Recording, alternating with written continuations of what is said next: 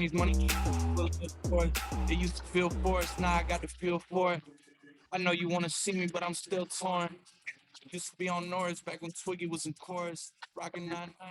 Don't mind us, y'all. We just vibing out before the podcast gets started. Y'all like that? Should we do like a song before the podcast gets started, just to let y'all know how we vibe up for y'all? What's going on, y'all? Welcome back to another episode of the Melanin Money Show. And we got Jacqueline back, y'all. What's up, Jacqueline? How you feeling? Oh, I did miss that week.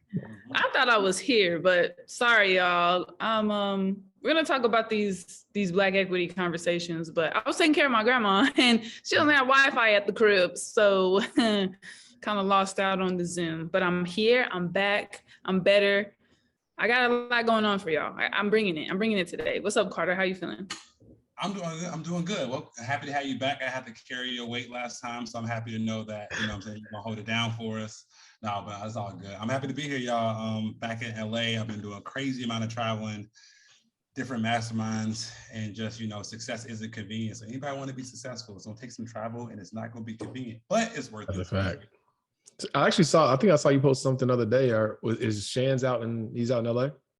Yeah. So I just went to the recording of the Social Proof podcast in LA. He's actually going to have an LA studio here. So he's going to be coming here every month. Ellie was on the episode. It was super dope. I just came to support. So yeah, man, it was a good time. I think it's about time for me to pull back up on that. I'm an OG. I was in 2018. Yeah, you was early. Early. Man. You got to hit him up like, hey, it's time for that re-rock, bro. I need that reboot. I like that you're an OG of Social Proof. Can we shout out our OGs real quick though? Like, who's an OG of the Melanin Money Show? It's been a year almost. We're almost on our 1 year podiversary. Is that a thing? Podiversary. I'm almost wondering if the stars will align. We'll have like 100 episodes by August 1st. I'm trying to think. We might be close. But yeah, who are some of our early guests? The first guest we had was actually Ellie. First guest. Right. Circle. Yeah, in Miami. In Miami, and that was in, what was that? October. Yeah, October. Yeah, man. So it's been a fun journey, man. Like, so far, so good. We really rocking out. We appreciate the love, appreciate the support, the reviews. We'll probably read one today. As y'all can see, the in-person podcast, we're starting to intertwine those. Before you know it, it'll kind of be a disproportion where you'll see more of that than you see of this. But we're enjoying the journey, guys. So thank you guys for the support. All the feedback is tremendous. So today, we thought that we would talk about some Black equity conversations. Why? Because Black Equity Con is just a couple weeks away, right? And so we want to make sure that drop the cash. There we go. Black Equity Con is just a couple weeks away. And so we thought, why not have some Black Equity Con-Versations, right? I'll give Jacqueline the credit for the title. That was great. That was a great title, Jack. You came up with that on the spot too. Kudos to you. I also took it from somebody else who is leading the charge on this. But hey, we're all trying to get people to the conference, okay? So y'all grab your tickets, all right? Awesome. Well, guys, yeah, I mean, equity, as you always guys will hear me say, there's a difference between equity and compensation, right? And Carter is our resident tax guru. He loves this, right? Because compensation, that's what you get taxed on the highest, right? Like the money that comes from your paycheck, whatever, like that's how you get taxed the highest. However, equity, i.e. ownership, i.e. being a business owner or owning investments, that is where the game is played at the highest level, right? And so the reason why we want to talk about equity is because equity can be transformative when it comes to building wealth. We always hear about the buzzword of building generational wealth, but just like, how do you do that? Right. And to build generational wealth, you got to have equity in a lot of stuff. You got to have equity in a business. You got to have equity in real estate. You got to have equity in the stock market, but you got to have equity somewhere. And so we wanted to like bring that full circle ahead of Black Equity Con and just talk about some of the power plays that are happening in the culture and just give our perspective on it. Facts, but I want to give Carter his flowers real quick, y'all. While we having these Black equity conversations, don't make that face. If y'all on YouTube, Carter's like, what? Me? I'm so shocked. Okay, so Carter and I had the pleasure to get to speak in front of what we had like 400 people RSVP for that. And Carter was able to gift his older sister, right? She's older. Older sister a car, but not just any car, a Mercedes Benz. And I was like, you almost brought me to tears because you were like, you know, my sister's been there for me and I just wanted to return the favor for her having always taken care of us. And I'm like, I'm about to cry because I'm like, oh my gosh, this is so sweet. Like, this is what Black equity is for, right? Like, I'll explain what Black equity means to me fully, but Carter, I really want you to take a moment to share what Black equity means to you, because I know if you didn't believe in Black equity, you wouldn't have been able to buy that car for your sister. No, absolutely. And first of all, thank you for bringing that up. I had no idea where you were going with this, but yeah, no, it was one of the best experiences I've had in the last decade, and it just shows me that, you know, giving is better than receiving, right? But to your point with Black equity, is like, this wouldn't be possible if I didn't own businesses, if I didn't own companies, if I didn't own assets, right? Like, my assets are going to pay for that car, hands over fist, right? So what Black equity means to me is putting yourself in financial stability. And really, my goal with my family is to shift the narrative. It's not just about buying the car. It's about like, we went from being poor to now everybody in my family has a Mercedes Benz. Like, we said, we're a Mercedes Benz family now. And it's dope to just shift the narrative of like, we went from a poverty entrenched family to now we are starting to believe that we're worthy of Black equity, we're worthy of nice things. So what Black equity means to me is shifting the narrative from generational curse to being about generational wealth. Love that. Love that. Yeah, it was real dusty. It was real dusty in my room. I was looking at the post. I was like, man. I said, man, we need to call the cleaning lady. It's some black mold in here. I don't know what the hell going on, but no, that was a very, very dope. Crying. I feel like there's a couple things that I'll say that you guys may have heard me say before, but to me, Black equity is the literal definition of equity, right? Which is ownership. And so when we talk about Black equity, I think a lot of people get confused because they're like, oh, we have these back and forth about, should you rent or own? You know, should you lease a car? Should you buy a car? Like, how should that work? And I tell people, I'm like, look, there's nothing wrong with leasing an apartment. There's nothing wrong with leasing a car. You know, there's nothing wrong with borrowing things and taking money. I'm like, but at the end of the day, you have to own things in order to build wealth. So it's just a fact of figuring out the perfect combination for you of what you need to own in order for you to have assets that pay for everybody in your family to have a Benz, right?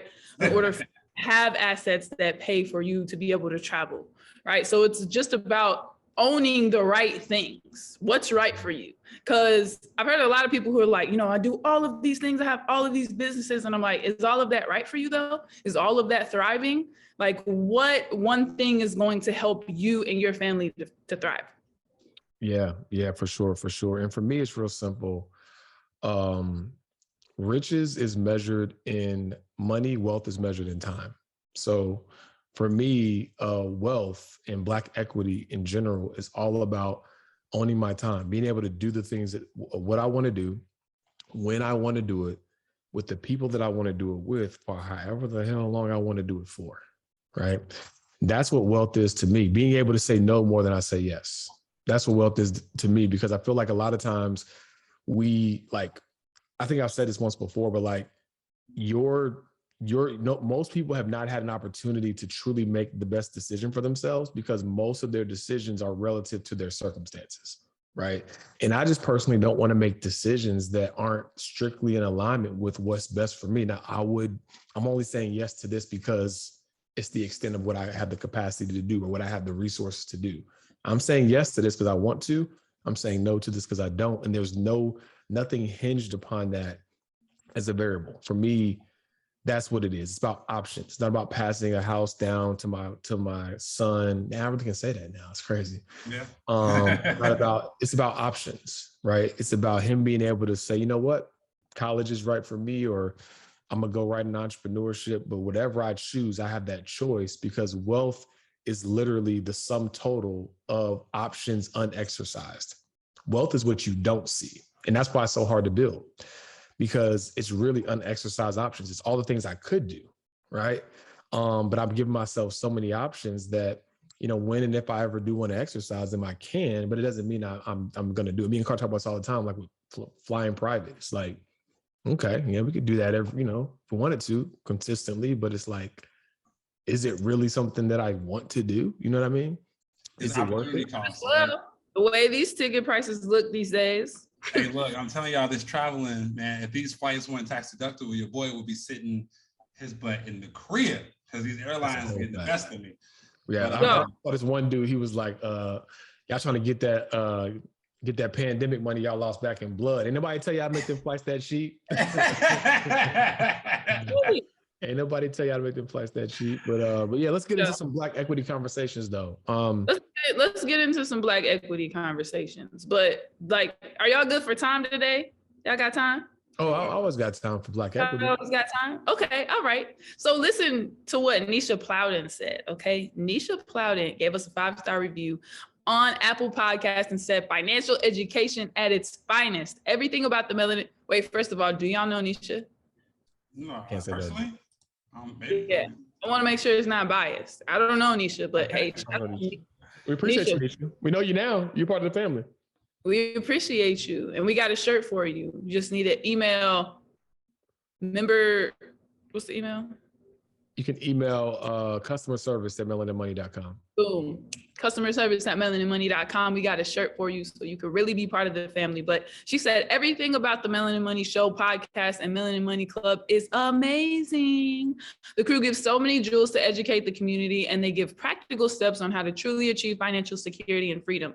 This group is truly knowledgeable and passionate about the community. If you're looking to enhance your life or lifestyle, the Melanin Money Show podcast is definitely the place to be. And Nisha is not lying. She's not playing any games either. We appreciate you, Nisha. Yeah. We Absolutely. almost got 100 ratings. We almost got 100 5-star ratings, y'all. We had 77. So if y'all want to help us out, go to Apple Podcasts and leave a 5-star review. And leave a 5-star review, right? And for our YouTube family, we forgot about y'all. We're going to start reading some comments off YouTube as well. We're almost at 1,000. It's going to feel so humbling like a year from now when we're saying it's about 100,000 subscribers, but we're almost at 1,000 subscribers on YouTube. So if you want to push us over the edge there, go ahead and subscribe to our YouTube channel and engage, because that way you get to see us, right? Like you get to see us. And I think that's, equally as dope as listening to us as well. Yeah, Jacqueline doesn't get her hair done for no reason, y'all. So y'all gotta watch it. And normally, like I actually normally, Carter jokes with me about it. I kind of like strategically used to align my haircut days to be close to podcast days. I didn't get a chance to do it this time, but yeah, guys, thank you guys so much for the support. Like we love it. We really appreciate it. So, what's going on, guys? I'm George. I'm Jacqueline. And I'm Carter. And we are your money mentors. But today we wanted to talk to you about a really special feature, Financial Flicks. Can you imagine an entire on-demand library of financial content across 3 main categories: wealth building, entrepreneurship, and personal finance, so that you can take your finances to the next level? Guys, when you replace entertainment with education, your life will change forever. Imagine replacing 1 hour of Netflix with 1 hour of Financial Flicks. Imagine how much further that could take you to your financial destination. And we have the perfect library for you. Yeah, so if you're ready to Financial Flicks and chill with us to put more of your energy into education, then join us in the club. We can't wait to see you there. See you there. The first Black equity conversation we want to have is, let's shout out to Pinky of Slutty Vegan. Slutty Vegan is the most popular, arguably the most popular vegan, I would say fast casual restaurant, right? They got burgers, fries, all that jazz, and some pretty cool desserts. Shout out ATL. Shout out ATL. That's where it originated at. Shout out to ATL. It's coming to Charlotte though. You know what I'm saying? But Slutty Vegan is really, really dope. Pinky was a serial entrepreneur. She's always been really good at branding, and launched this viral sensation that is Slutty Vegan, right? People literally waiting outside in lines around the corner. She does pop-ups in different cities, and people literally will wait hours for a beat. You can't tell me the world ain't changing. Yeah. How long like for a vegan burger? Vegan in a burger, period. Yeah. You know what I always think about? Like, I know the other restaurant owners, they're just looking like, what is she doing so different that like she got literally people waiting 3 hours for a burger that takes 10 minutes to make it? They can come to my restaurant and get one right now. So just shout out to Pinky. Hold on a second. Back up. Let's back up really quickly. Okay, so y'all, the goal for this, because I like how we get comments that people are like, it's super tactical. They give me something to do. Okay, so the goal for this podcast is for y'all to understand these people that we're highlighting and how you can do the same thing, essentially, right? Because a lot of times we think that building Black equity is this like esoteric thing that nobody can touch. Right. And it's like, oh, that's not for me, but we're trying to make this relatable so you guys understand this is for you as well.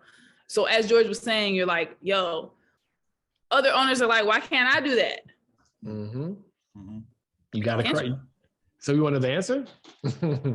The answer is you got to find your secret sauce, right? Like all puns intended, but like she knows her zone of genius and whatever she touches turns to gold. But the reason why we brought her up, and not just to shout out her phenomenal restaurant, is she recently raised a funding round that now has her company valued at 100 M's, right? $100 million, y'all. How many burgers is that? How many restaurants does she have? A burger is $15. 4 or 5, not a ton, but like 4 or 5. But they're valuing the entire ecosystem of her brand, though. You know what I'm saying? The name, the fact that she's gotten so many offers already to franchise. But so yeah, $100 million company at this point, Black woman crushing it. Shout out to her. And it just shows you, like, because most times you see those types of valuations, it's tech companies. You think, well, the only way to get that type of valuation, I got to have some type of product, some technology. But it just goes to show you, no matter what your business is, if the market wants it and enough people want it, right, you can turn it into something serious. So shout out to Pinky. Pinky, we got to get you on the podcast, matter of fact. You know what I'm saying? We got to get you on the show. I'm putting it out there. So and I think maybe she'll be at Black Equity Con. Say it again. Maybe she'll be at Black Equity Con. Is that what you're saying? Yeah, she might, but I'm pretty sure she probably already got her. I just got a notification from my portfolio. Let me show. But no, I mean, hopefully she'll be there. But no, like seriously, I think another piece to it is like the power of building a brand, right? This is a burger company, a vegan burger company. I think that she could have blew up whatever she wanted to do, right? But she took like literally one of the harder routes ever and blew up this, vegan company to be what it is. And it shows you, if you have the knowledge, the acumen to build a brand, you can build a brand around anything. And if you build a brand properly, people will come. And it's a difference between branding and marketing and advertising, but this like, a brand is sticky. Like I'm looking at some of her pop-up shops that she did, man, like the lines are around the corner.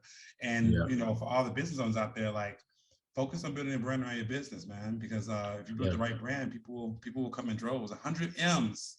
Yep, because the thing about brand, to Carter's point, is like when you have a brand, you can sell whatever you want to sell, right? Go look at Nike's Instagram, right? Nike, even though we know them as a shoe company, when you look at their Instagram, do you see them selling the features of their latest running shoe? No, they're selling the lifestyle, the image, the brand, the mindset of someone who embodies what Nike represents, right? And so when you think about building a brand, don't be pigeonholed to the current product that you sell, right? Don't be pigeonholed to whatever it is you do right now. Think about becoming a household name, period, right? And then when you do that, people will pivot with you as you evolve because you already have the brand, right? People love you, right? Your product is your product. And granted, it might be a really great product, but you got to see further down the road. Look at The Rock. Right? Why is Kevin Hart doing commercials with Chase and we're not doing commercials with Chase? You know what I'm saying? Brand. That's why. Right? You can do whatever you want. The Rock has a tequila company. He has a production company. He has gym line, shoe line, line. He has his own energy drink, Zoa. Crazy. Jesus. That's your guy, huh? Yeah. And is the number one actor in Hollywood right now, which is. And he's not even that great of an actor. Slow down. Okay. Opinion. Slow down. Get off my man. Get off my man's King. Slow down. Pause. Slow down. No, let's be honest. The Rock he has a phenomenal presence and a phenomenal energy. And I think he's such a great human being that it like just transcends everything. But The Rock, come on. We're talking about in the class of great actors. We're not talking about does drama. The Rock he fall on the doesn't do list? drama movies, bro, he's a good actor. Okay, that's your guy. I'm gonna let you live on that one. Yeah, I'm about to say, we can talk about this offline. You're messing up our chances of getting him on the podcast. No, I just wanted to come on and defend himself. You know what I'm saying? He's gonna be like, you see these muscles? I don't need anything. But I think I love it. I love it. From her brand, what I take from her brand is don't be afraid to be spicy. All right. And Donald, our podcast editor, please don't make this the clip. But at the beginning of the pandemic, this woman reached out to me. I don't know if I should share this, but I'm gonna go for it anyways. She reached out to me and she was like, hey, long story short, she was like, hey, I have a deal with these different sugar daddy sites. And she was like, my deal is to teach sugar babies how to like get money from sugar daddies. And she was like, I really need a certified financial planner on my team. Like, can you be on my team? She's like, you're going to be all over the websites and all of the things. It was like branded as the financial expert. I was like, nah, I can't help these women with that. I can't take on the stress of that. Okay. Yeah. But who knows? If I had decided to get real spicy, I might be in a different position. I mean, hey, look, we might have to circulate the sugar baby advisor. Hey, look, you'll be known. Right, sugarbabycfp.com, sugarbabycfp.com. I told her, I was like, look, I appreciate the offer, but like, I really don't want to be seen in this light. That's not exactly what I want to be known for, but I appreciate you. But look, some people would probably say they would never name their business Slutty Vegan. They would never have, what's on the menu there? I can't remember all the things, but of course, everything on the menu is not traditional terminology, right? So she wasn't afraid to get spicy. Some people just got to get spicy. Maybe that's part of your brand and you just need to adopt to that. Yeah, I mean, I think we've all read Russell Brunson's book, right? Which one was it? Marketing Secrets or Expert Secrets or one of them? Expert Secrets, yeah. And polarization, right? Like you gotta be willing to like have a level of extreme to your brand. Even Carter, right? It's like, okay, well, he's making a hard line in the sand that if entrepreneur or bust, it's like, I ain't got nothing against you, Mr. Working Professional, but like, this is who I'm talking to. And so if everybody agrees with you, you're doing something wrong. If everybody agrees with you, you're doing something wrong. Because you're not loyal. I need you to be loyal. You can't just agree with everybody. Yeah, right. And then like when you build that tribe, right? Then with people who are what's so dope about building the tribe, what she did, if anybody says something about Slutty Vegan, she don't even have to say nothing. Her audience is gonna kill that person in the comments before she even can get to it, right? So when you put that powerful tribe, like not only are they willing to run with you, they're willing to fight against you in any situation that needs to happen. So that's a fact. So big shout out to Pinky. We see you. Black excellence at its finest. I think you got a cookbook that's about to drop as well. So many great things. You love to see it, right? You love to see it. And also taking that money that she's making from the business, she's buying buildings, buying condos, buying assets. So like she's doing it the right way. And we wanted to shout you out live on the show. So Pinky, appreciate you. And you're welcome to the Melanin Money Show anytime, right? Anytime. We'll come to it. Well, one third of us is already there, right? So we'll come on down to Atlanta and we'll do an interview in Pinky's, right? Not Pinky's. In Slutty Vegan. You're Pinky. Yeah. And then we actually have a burger spot in Charlotte called Pinky's. That's why I was thinking about that. But yeah, so shout out to Pinky. Really, really love what you're doing. And Black equity. Black equity, that's finest. That's finest. Who was the next guest we were gonna bring up? So actually I need to look up her name, but the name of her company is Honeypot. And we actually would not be able to talk about this if we did not have Jacqueline on the podcast because it just wouldn't make sense. About it. I mean, we could. It would be a little weird with two men talking about women. I was gonna say you just had a baby, but that's a son, so he probably wouldn't. Nope, not the same. But you would buy them for your wife. If she, yes, we have what you call it, the thing where they drop the stuff off at your door, so I never have to order that kind of stuff. Oh, yeah, but if she needed me to go to the store and get it for her, I would definitely do that. Listen, well, go ahead.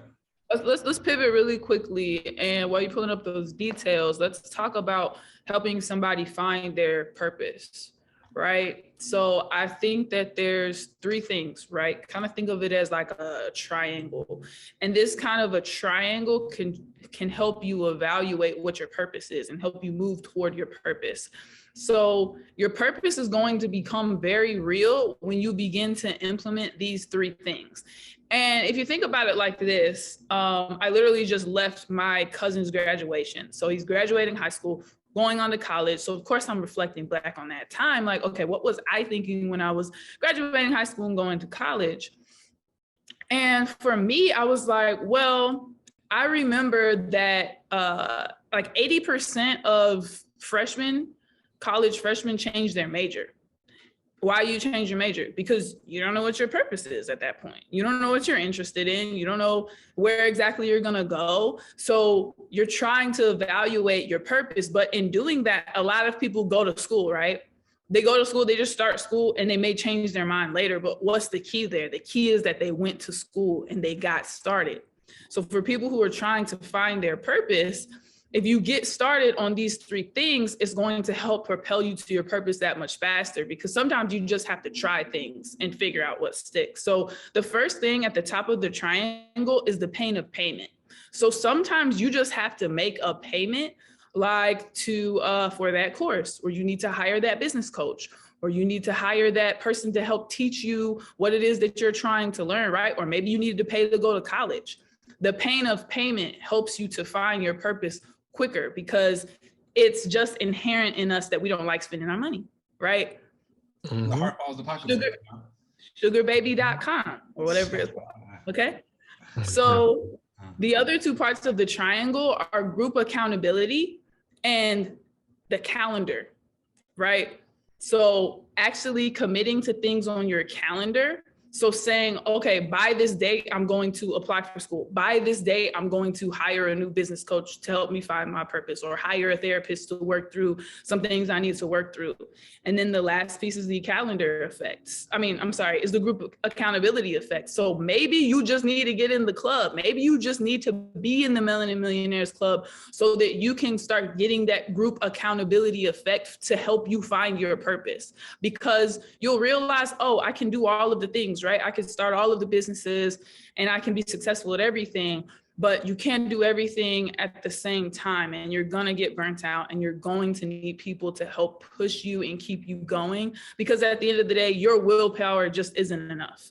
So if you use these three things, you combined all of these, it's going to help your purpose to become real. What's going on, guys? My name is George Acheampong. I'm Jacqueline Shattuck. And I'm Carter Cofield. And we are the founders of Melanin Money. And the reason why we started Melanin Money is because we know that there's a great disparity when it comes to building wealth among people of color.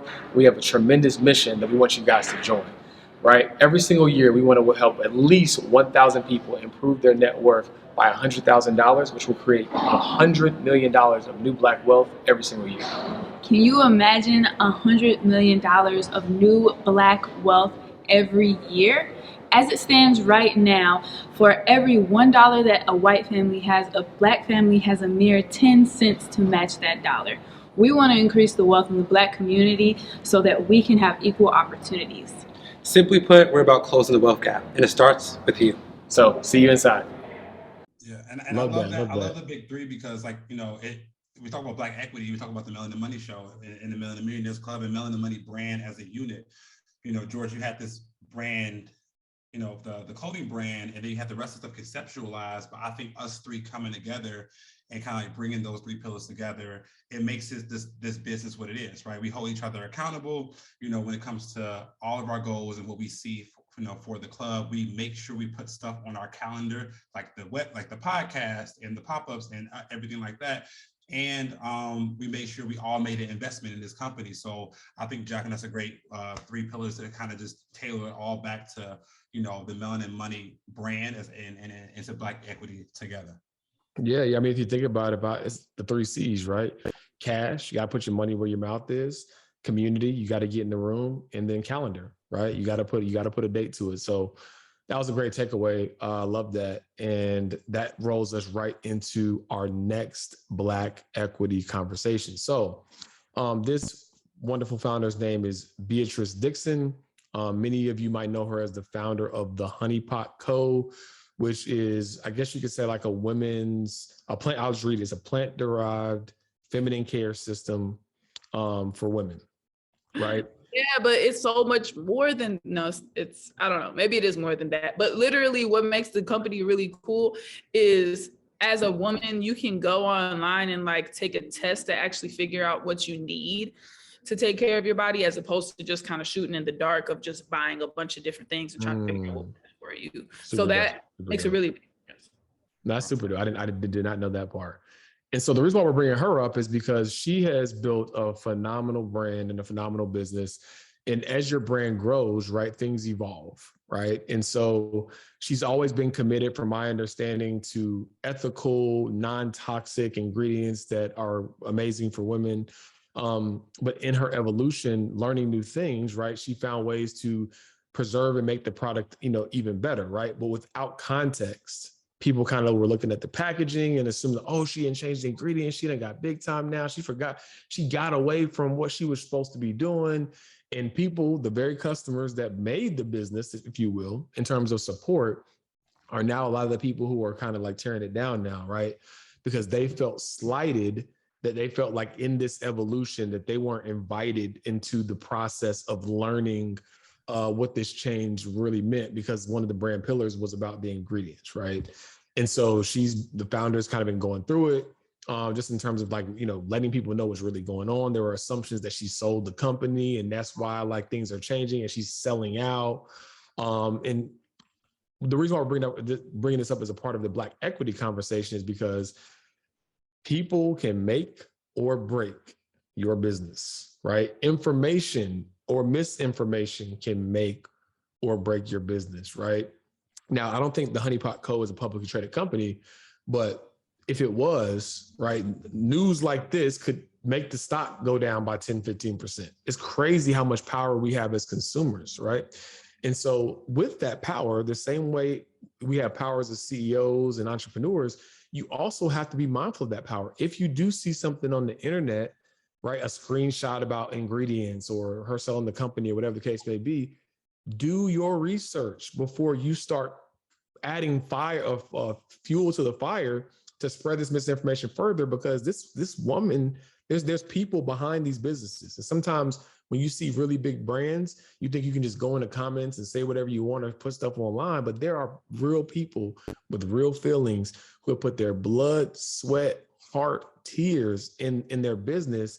And now you're just tearing them down as if they're not even human. So, in this process of building equity, let's never detach the fact that whoever has that equity, there's a person associated with that, and we need to treat those people, with respect. Now, to a podcast that we did previously, if you don't agree with something, let's say that her ingredients did switch and they weren't unethical or whatever. They did switch. Right? They did switch. They did. Yeah, no. Yeah. But she came out on record and articulated.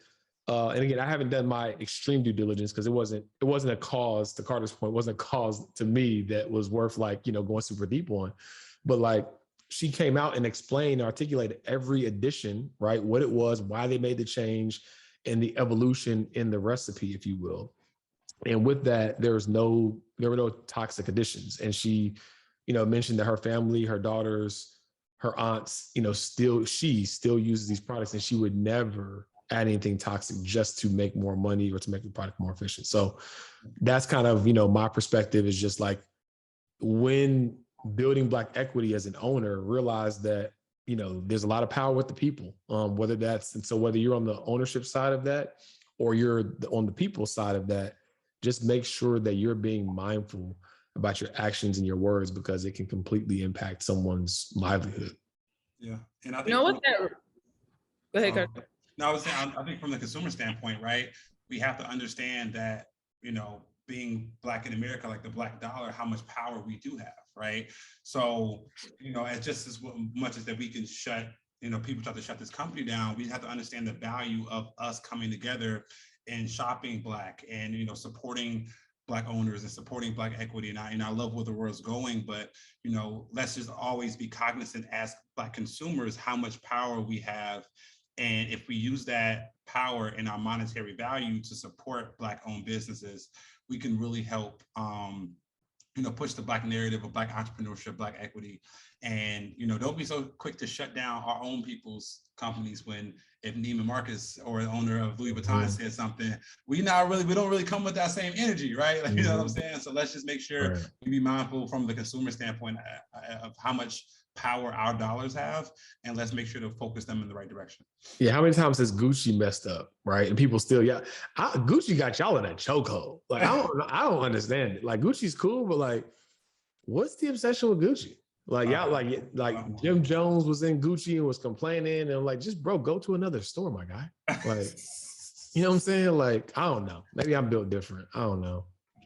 I think what's funny. Can y'all still hear me? Yeah, beginning.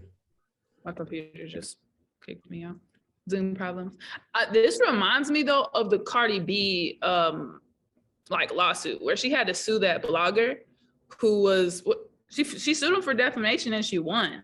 Oh yeah, I heard about that.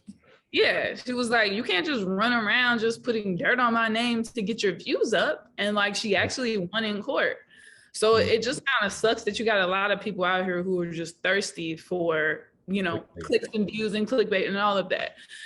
So it's kind of hard to watch. And it's like, eventually you may have to take somebody to court, and don't be scared to, be legal, stay legal, get legal, all of the above.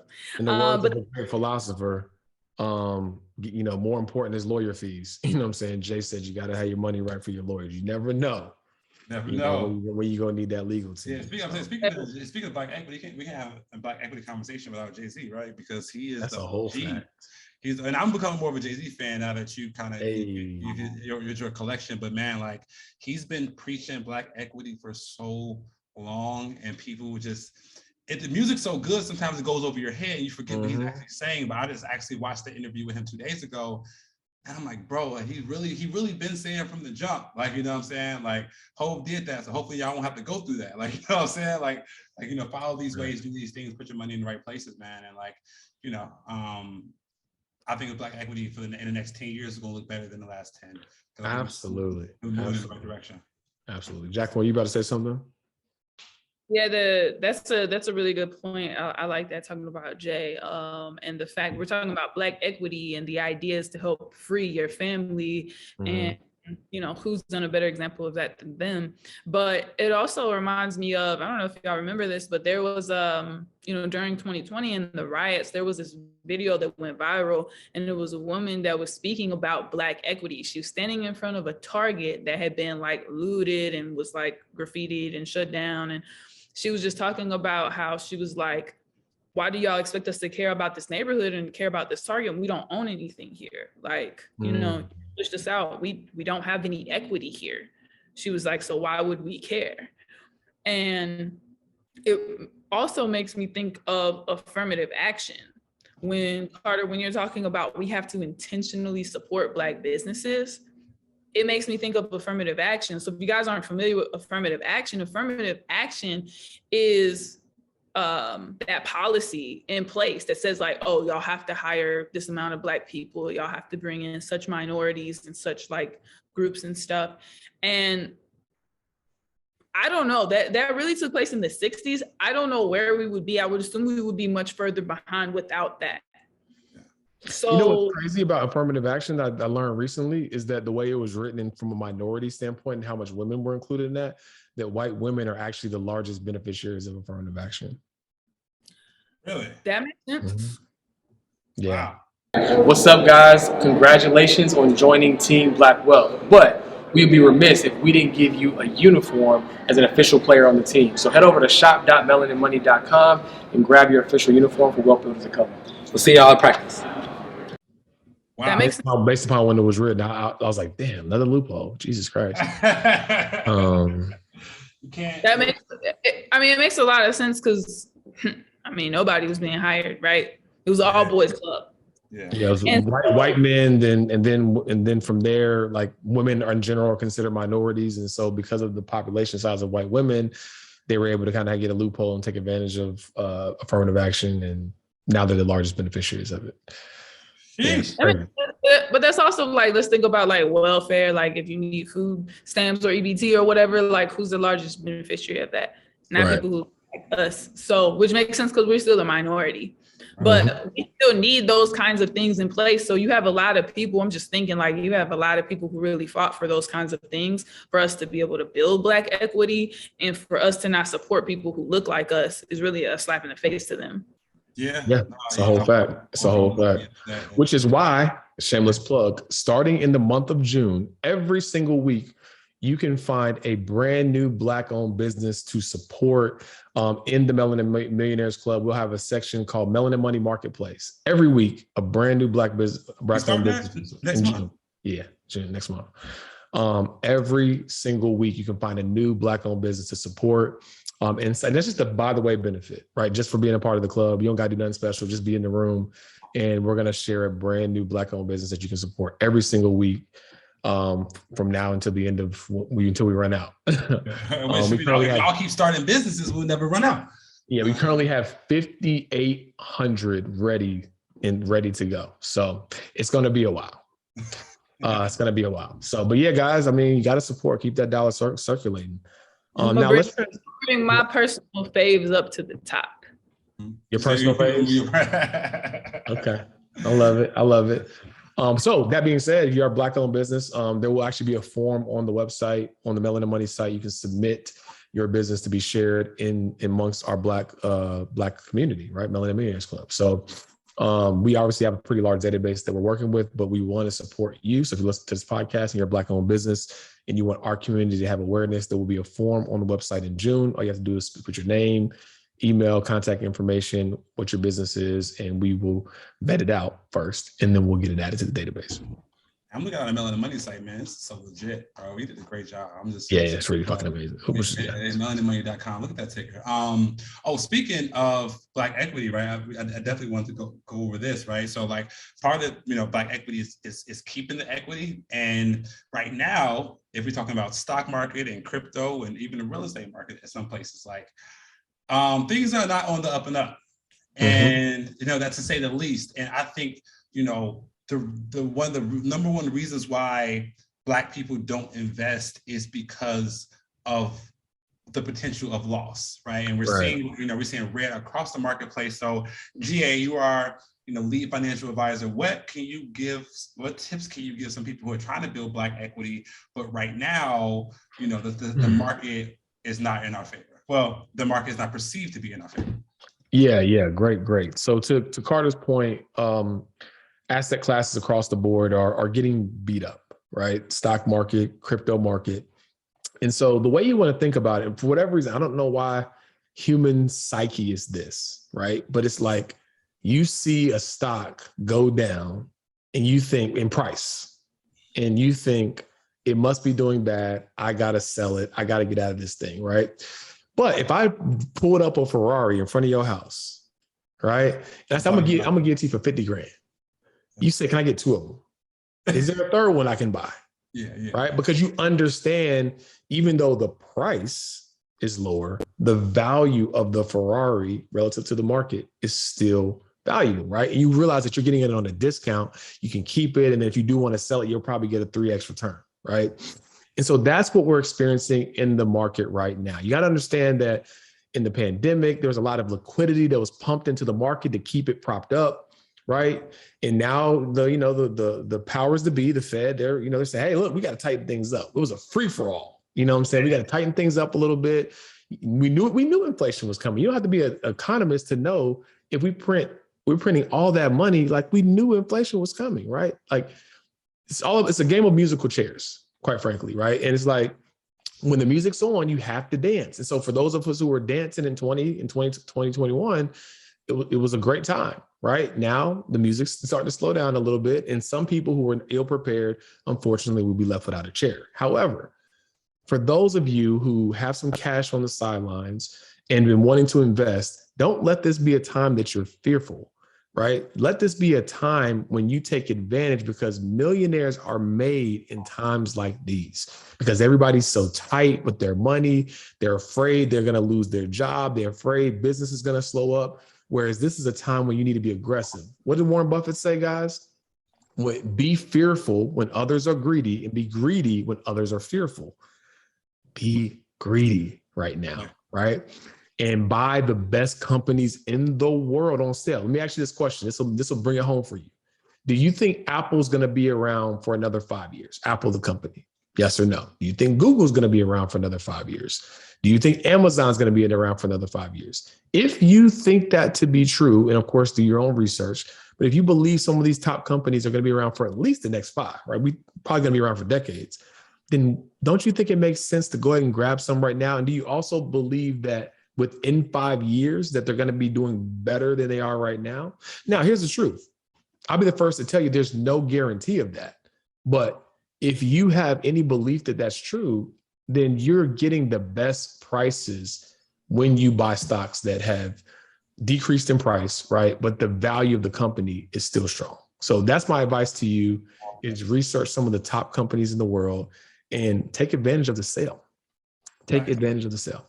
And like I tell people all the time, I love your analogy, but like if Louis Vuitton sent out a text message to everybody's phone right now and say everything in the store is 50% off, that line will be 6 days long, right? And it will probably be predominantly Black people in the line, right? But we say like, right, you say like, right, if we say Apple is 25% off, right? You know, Amazon is 30% off. People like, yo, I'm about to pull all my money out, but you just went on Amazon yesterday to go order stuff, whatever, to your crib, right? Mm-hmm. So I think it's a great opportunity to talk about this right now while we're in the red. And I hate that all like the crypto and the stock people who are talking about the market when it was going up, they better keep that same energy, right? You know what I'm saying? Because the people that believe in you need to hear you now, and they need to hear your losses, and they need to hear how calm you are. Mm-hmm. Like I just take my portfolio, one of my portfolios today, I'm down $60,000 in the last 30 days.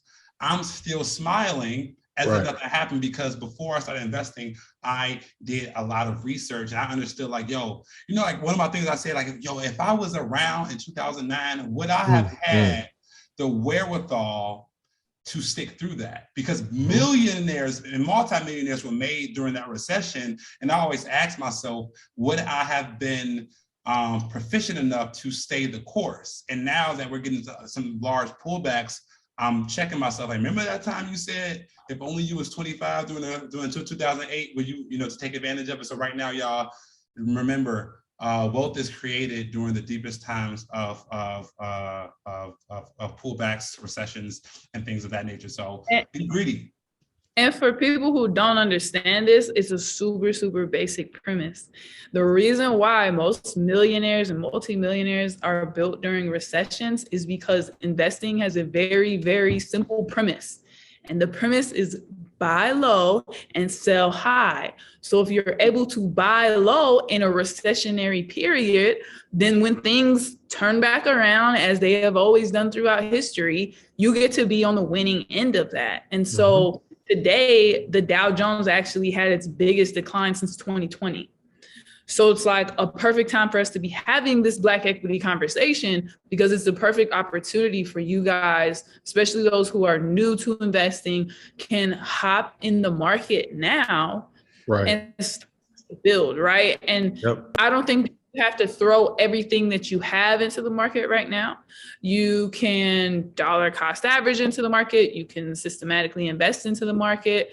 George actually did a really, really fire class for us, and it's inside of the Melanin Millionaires Club, about how you can actually use your brokerage account to grow your wealth. And well, we planned for 20 to 40%, but that was during normal times. Like, you guys would have the opportunity to take advantage of even lower entry prices right now. So to everybody listening, we really want to encourage you guys to get all of your investment accounts in order right now, and let us know what's going on when we see you at Black Equity Con, June 9th and 10th. Yeah, Black Equity I'm Con. excited, y'all. It's going to be lit, y'all. It's going to be lit. You know what I'm saying? So it's going to be a good time, man. And, you know, this is going to seem so rudimentary, but I think some people really don't understand like the premise of why you have to have equity. So I want to break it down in the most fundamental principle possible. I don't know if you guys can hear that, but that's why every time we have a podcast, they want to cut grass. But the most break it down. Okay, so let's say that I'm a farmer and I have a seed, right? If I eat that seed, What's so funny? You do live in Charlotte, so. Oh my God. And it's funny, like as soon as you hopped on your horse to do your soliloquy, that lawnmower got pulled up right up to your window. Like, all right, can y'all relax? Thank you. Jesus Christ. All right. Pretend he's a farmer. I'm a farmer, right? And I got an option. I can plant that seed, or some people eat seed, like sunflower seeds and shit. I don't eat seeds, but like you have an option. You can either plant the seed or you can eat the seed. If you eat the seed, it's gone forever, and then you have to go and find more seeds. If you plant the seed, you get an option, you get an opportunity to cultivate that seed, and it's going to turn into, let's just say, an apple tree. Then you get to pick the apples from the tree year over year. And as long as you're nurturing that tree is going to, on its own, is going to produce apples year over year over year, right? On its own. Versus if you eat the seed, then you got to go keep finding seeds, right? You got to go work to find the seeds for nourishment. Whereas now you have a machine or a system that's producing the nourishment for you. And that's what happens when you invest. So a lot of people, for whatever reason, they can't process this. If you want to stop working one day, or you want to have the option to not work one day, there's only one way to do that. Instead of you producing the income, something else has to produce the income. It's that simple, right? So if you take all the money that you get from your active income paycheck and you don't go buy, i.e. plant that seed, then guess what? You're going to have to keep going back to work to get the money over and over and over again. But if you say, let me take at least a portion of this, go park it in real estate, go park it in a brokerage account, right? Then what's going to happen is it's going to grow, and it's going to get to a point where now that machine can produce the income that you need instead of you having to produce the income. So retirement has nothing to do with age, right? It has everything to do with assets. So the more seeds you plant, the quicker you cultivate them, financial freedom and financial independence can happen now, not when you're 65, not when you're 70. We just didn't understand the game, so we assumed that it took that long, right?